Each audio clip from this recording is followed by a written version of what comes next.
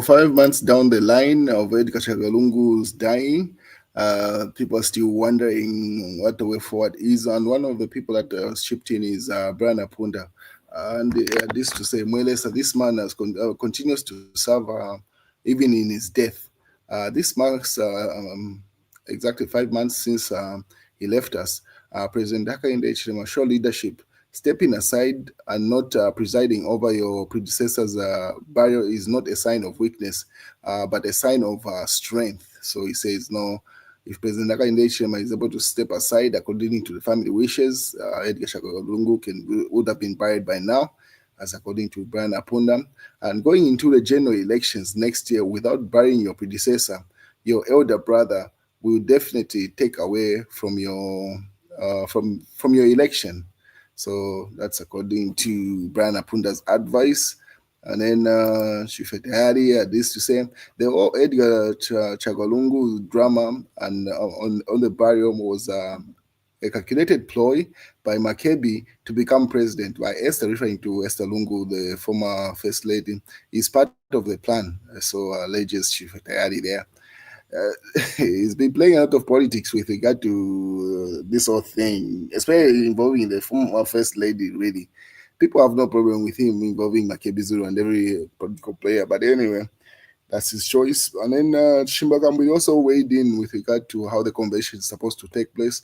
As you may be aware, the Patriotic Front has announced to say they are going to hold the general conference within the next 30 days. So pretty much by December first week, we should have a new Patriotic Front president. That's if the convention takes place. But there is one group that's advocating for the convention to be virtual, considering the resources are insufficient. But Shimbakambwili had this to say with regard to that virtual conference. Stand by.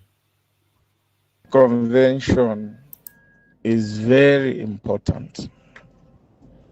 After the death of our two former leaders, President Michael Sata and President Edgar Lungu, you cannot have a virtual or hybrid convention. You cannot, unless you are not serious. This convention must be physical at all costs. The convention must be physical. If you are thinking of an hybrid or virtual convention, then we are not being serious. I know resources may constrain, but I think what has happened, what we have gone through, these people getting the party from us, they need to see, the UPND needs to see that PF have gathered from all corners of the country. This is going to legitimize the given Lubinda-led PF. So that's Shimbakambwi's advice to the PF, simply saying that holding a general conference virtually will not have any impact. As you may be aware, Shimbakambwi was just recently released from prison for serving the 5 months jail term with hard labor. And then again, he was rearrested in prison, but later on released on bail. And he's currently in South Africa, at least from the last reports that came on media. He's in South Africa for medical checkup. But they say politics is very addictive. You cannot step aside from politics when you're involved. It seems like he's speaking from the bedside or wherever he is. But yeah, he sent that voice note to one of the Patriotic Front pages, and they've been circulating those audios on a number of platforms, where he's advising to say, I mean, the only thing that is going to legitimize the given Lubinda-led Patriotic Front is if they are able to hold the general conference physically with all participants coming in, and people are able to campaign, not this thing they're trying to do where you activate the voting or campaign period before people are even able to find in their nominations. So I do not know how he's going to do it. If he's out of the country, is he flying in today for him to meet the deadline for the filing in of papers, or is it going to count the fact that he already paid and they already filed in? Let's wait and see. Anyway, let me play the rest of the audio so that you listen to Kamwedi speak for himself. And show that Chabinga has no people. So the virtual one must completely be done away with and not even thought of. let's not divide the party. This idea of going round just brings confusion and division in the party. I still insist that campaigns must be opened a day after filing nominations. And what usually happens is you have Northern Province, they will have their corner. Each candidate can go to the corner of Northern Province and speak to Northern Province. Southern Province will have their corner. Each candidate can go to Southern Province and speak to the Southern Province at the same venue. That is how conventions are conducted.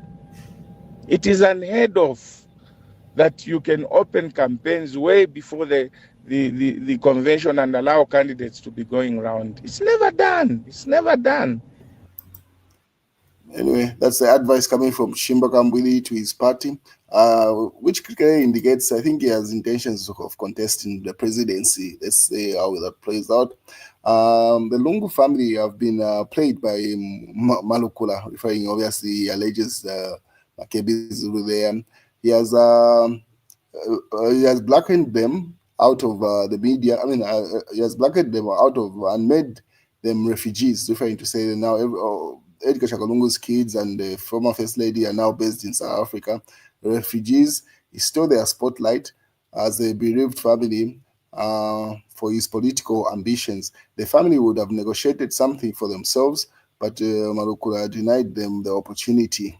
So he says, no, Edgar Shakalungu's kids and wife would have taken that opportunity to sign off some deal with government so that they have the body brought back to Zambia and the bio take place, but because they allowed Makebi Zulu to use them for his political ambitions, now they are stranded in South Africa and they've turned into refugees, alleges Shilufia Terreari there.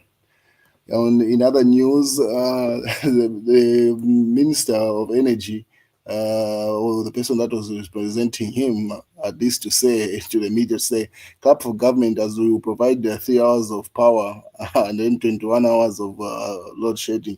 So people are just wondering to say, this means that should have probably just stayed away from this press briefing because now you're just upsetting people.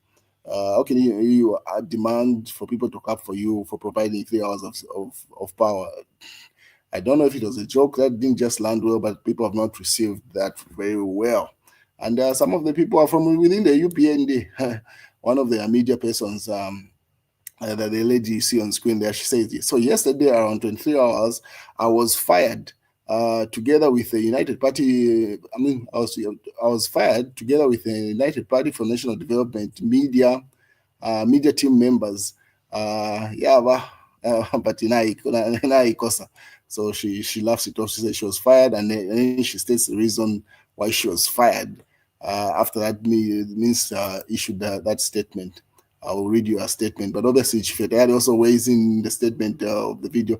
I think I should have this video. Let me see if I do have it. But anyway, the minister is simply demanding for people in the audience to clap for him, in as much as they are upset with the thing. That's what the video is all about, and people are wondering how do you demand that? And Chifetayari simply says, "By UPND, please, you're making their lives difficult, as you may be aware." Chifetayari has recently been campaigning for the United Party for National Development that President Daga in Chema. So he says, by UPND, please keep such ministers away from the cameras. They are making our jobs very difficult. Is there anything for people to be talking about when you are providing 3 hours of electricity and asking people to clap for you? Guys, be serious. So he simply says, this guy shouldn't have been held this press briefing because now yes, the UPND media team, including Chifetayari, he's included himself in there, and unofficially says they're already pushing the agenda, explaining why the country is experiencing load shedding, trying to cool down people's hearts. And then now you allow a minister like this come on camera and say, demand for people to clap for him when they're experiencing 21 hours of load shedding and 3 hours of power. And the 3 hours he's talking about, he say, at least 3 hours, meaning it can be less than that. So he's simply saying this guy shouldn't have held that press conference. He's making their life difficult as a UPND media guys. So the lady now explains to say why she was fired. I think it's because I told the energy minister the truth. resign, sir, she says she demanded. You have failed the nation 4 years later and still issuing annoying statements. You're asking to be praised for 3 hours of power supply per day. Honestly, she asks, you should have made you should have made a plan. Hakuna plan. You said you had a plan. You have no plan. Enough is enough. It's totally unacceptable to subject people to darkness for 21 hours daily, regardless of whether they voted for you or not. It is your responsibility to take care of every Zambian and providing them by basic necessities and explain proper reasons and solutions for the problem, and not just ask for people to clap for you for 3 hours of power supply. How do you people expect? How do you expect people to run businesses with long hours? I mean, long hours of power absence. You even mock people and say, "Buy solar." Which solar? With which money? She asks. So pretty much, she says that's the reason she was fired from the UPND. It's because of that statement that she told to the minister to his face, and she laughs it off. She said, "You can't even fire someone that you don't feed," so she's fine there. And then Brian Apunda also, pretty much everyone's laughing at this minister. The statement that he issued, it's either it was a joke that wasn't received well, like now they're even tagging members of parliament from so he's playing tribal cousinship between Lozis and Tongas. He's saying he tags a person from Western Province who is the member of parliament, says, "Hey, bro, I saw you clapping for a minister for 3 hours of electricity." And then the guy responded in the comment section, "Yo, Mambala, my cousin, I haven't been well. I cannot be, I haven't been well, and I can't be in that audience. Nevertheless, we are working to resolve the challenges that the country is facing." Obviously, he tries to clean it up, but simply says he wasn't part of that audience that was clapping for that minister when he demanded that. And that's what's in the real times as news headlines, and that's what's in the news diggers. Catholics weigh in on constitutional review time frame inadequate. So the Catholic Church has spoken, saying the constitutional review and the time that is required before we go to elections, it's inadequate to have the process done effectively. And that's the news, ladies and gentlemen. Have a good day. About we don't want the party to be divided again. We want to go to this convention, come out united. I submit.